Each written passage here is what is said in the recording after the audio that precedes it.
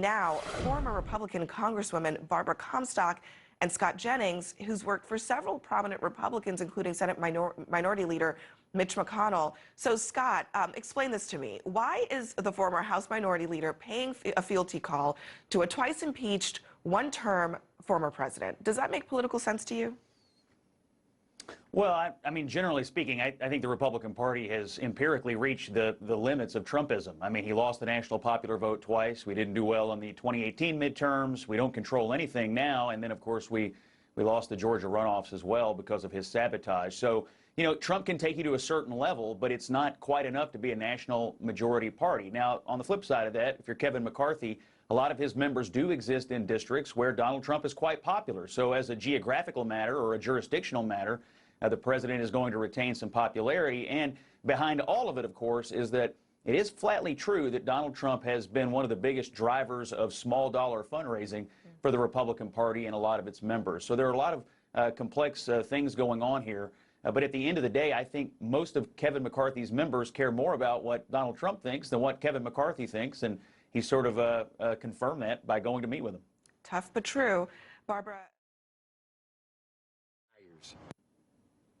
what's the solution to that, Scott? Well, I mean, I actually don't think she should be expelled because I think voters should decide who represents them. But I think voters need all the information.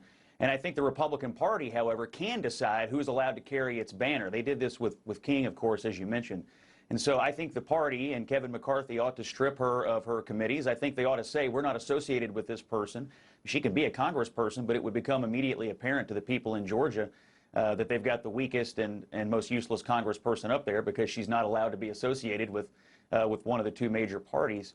I mean, I think the reaction of that voter, though, is a lot of Republicans look at who is attacking who, and then they calibrate their views, you know, based on that. So he's not calibrating his views based on her crazy talk or her sandwich board, you know, worthy conspiracy theories. He's calibrating it based on the fact that, well, the people I hate are attacking her, therefore I must defend her. And so she's not being judged on the merits there. She's being judged on, you know, an us versus them equation. At the end of the day, if the Republican Party wants to be the sandwich board caucus, we're going to be a minority party. I mean, we haven't won the national popular vote in a presidential election unless your last name was Bush since 1984. And so I don't personally want to be a minority party. I want to be a national majority governing party.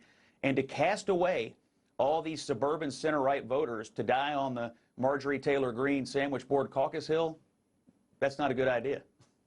Well, I think it might also start with Republican leaders telling their voters the truth to begin with and not allowing them to live in a world of lies. Barbara Comstock, Scott Jennings, always a pleasure to have you both here. Thank you for being with us this morning.